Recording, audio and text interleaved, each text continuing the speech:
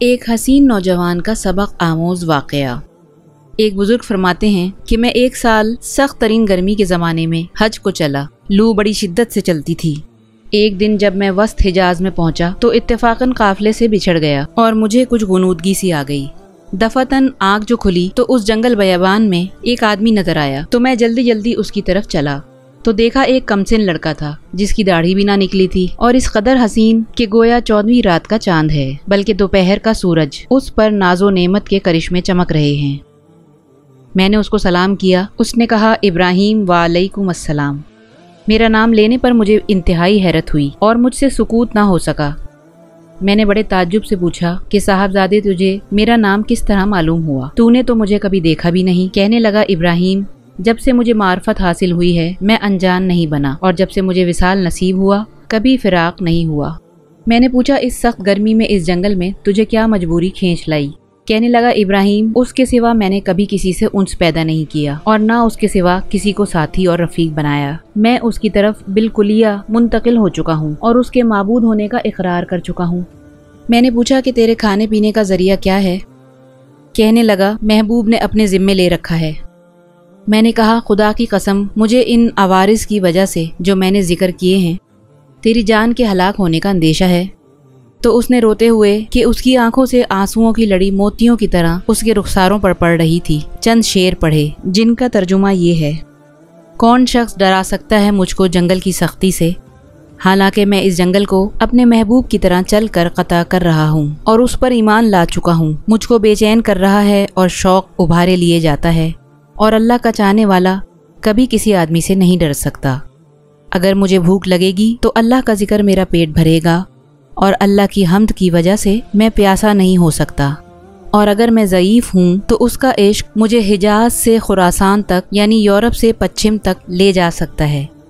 تو میرے بچپن کی وجہ سے مجھے حقیر سمجھتا ہے، اپنی ملامت کو چھوڑ، جو ہونا تھا ہو چکا۔ میں نے پوچھا تجھے خدا کی قسم اپنی صحیح عمر بتا کیا ہے؟ کہنے لگا تو نے بڑی سخت قسم مجھے دے دی ہے جو میرے نزدیک بہت ہی بڑی ہے۔ میری عمر 12 برس کی ہے۔ پھر وہ کہنے لگا ابراہیم تجھے میری عمر پوچھنے کی کیا ضرورت پیش آئی؟ میں نے کہا تیری باتوں نے مجھے حیرت میں ڈال دیا۔ کہنے لگا اللہ کا بہت شکر ہے، اس نے بہت نعمتیں عطا فرمائی، اور اللہ کا فضل ہے کہ اس نے اپنے بہت سے مومن بندوں سے افضل بنایا۔ ابراہیم کہتے ہیں کہ مجھے اس کے حسن صورت، حسن سیرت اور شیریں کلام پر بڑا تعجب ہوا۔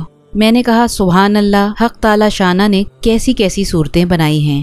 اس نے تھوڑی دیر نیچے کو سر جھکا لیا، پھر اوپر کی طرف نظر اٹھا کر بہت ترچھی اور کڑوی نگاہ سے مجھے دیکھا اور چند شعر پڑھے جن کا یہ ترجمہ ہے: اگر میری سزا جہنم ہو تو میرے لیے ہلاکت ہے، اس وقت میری یہ رونق اور خوبصورتی کیا بنائے گی؟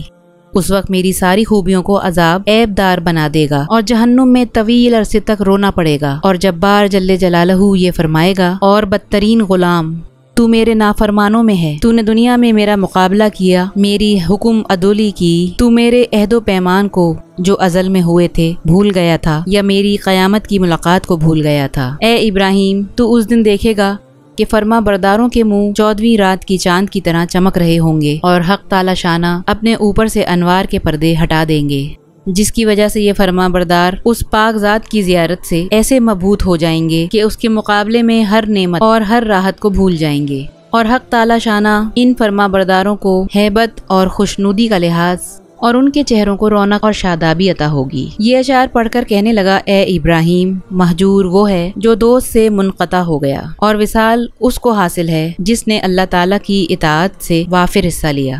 ابراہیم، اپنے رفقائے سفر سے بچھڑ گئے ہو؟ میں نے کہا ہاں، میں ایسے ہی رہ گیا۔ تجھ سے اللہ کے واسطے سوال کرتا ہوں کہ تو میرے لیے دعا کرے کہ میں اپنے ساتھیوں سے جا ملوں۔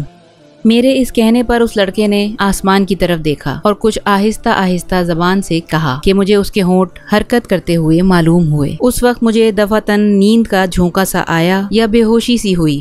اس سے جو میں نے افاقہ پایا تو قافلے کے بیچ میں اونٹ پر اپنے آپ کو پایا، اور میرے اونٹ پر جو میرا ساتھی تھا وہ مجھ سے کہہ رہا تھا ابراہیم ہوشیار رہو، سنبھلے رہو، ایسا نہ ہو اونٹ پر سے گر جاؤ۔ اور اس لڑکے کا مجھ کو کچھ پتہ نہ چلا کہ وہ آسمان پر اڑ گیا یا زمین کے اندر اتر گیا۔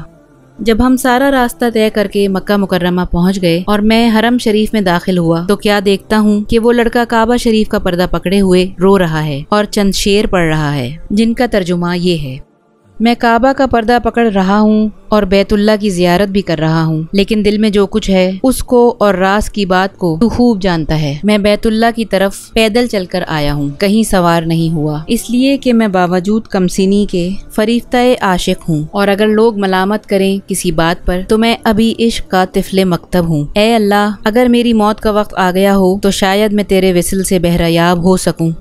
اس کے بعد وہ بے اختیار سجدے میں گر گیا اور میں دیکھتا رہا، اور اس کے بعد میں اس کے پاس گیا اور اس کو ہلایا تو وہ انتقال کر چکا تھا۔ رضی اللہ عنہ و رضا ابراہیم رحمۃ اللہ کہتے ہیں کہ مجھے اس کے انتقال کا بڑا سخت صدمہ ہوا۔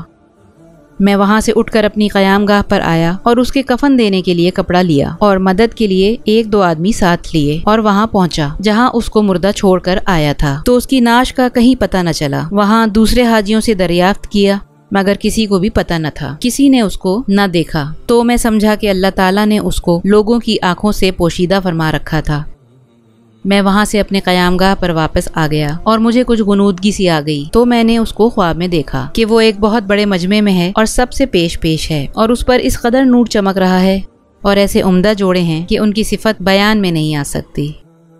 میں نے اس سے پوچھا کہ تو وہی لڑکا ہے؟ کہنے لگا میں وہی ہوں۔ میں نے پوچھا کیا تیرا انتقال نہیں ہوا؟ اس نے کہا ہاں ہو گیا۔ میں نے کہا میں نے تجھے تجہیز و تکفین کے لیے بہت تلاش کیا، کہیں پتہ نہ چلا۔ کہنے لگا ابراہیم سن، جس نے مجھے میرے شہر سے نکالا اور اپنی محبت میں فریفتہ کیا اور میرے عزیز و اقارب سے جدا کیا، اسی نے مجھے کفن دیا اور کسی دوسرے کا محتاج بننے نہیں دیا۔ میں نے پوچھا حق تعالی شانہ نے مرنے کے بعد تیرے ساتھ کیا معاملہ کیا؟ اس نے کہا جل شانہ نے مجھے اپنے سامنے کھڑا کیا اور فرمایا کہ تو کیا چاہتا ہے؟ میں نے عرض کیا الہا تو الہی مقصود ہے اور تیری ہی مجھے آرزو ہے۔ فرمایا کہ بے شک تو میرا سچا بندہ ہے اور جو تو مانگے اس کے لیے کوئی رکاوٹ نہیں۔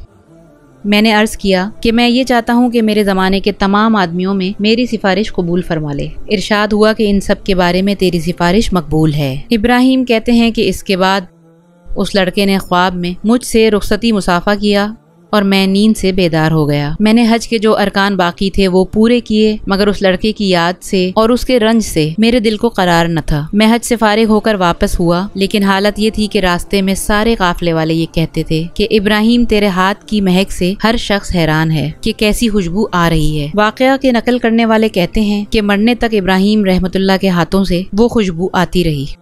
بے شک جو اللہ کی محبت میں ڈوب جاتا ہے اس کی کیفیت ایسی ہی ہو جاتی ہے، اور یقیناً اصل چیز تو اللہ اور اس کے رسول کی محبت ہی ہے۔ خوش نصیب ہے وہ مسلمان جو اللہ اور اس کے رسول کی محبت میں ڈوب کر زندگی گزارے۔ دعا ہے کہ اللہ تعالی ہمیں بھی اپنی حقیقی محبت نصیب فرمائے۔ آمین یا رب العالمین۔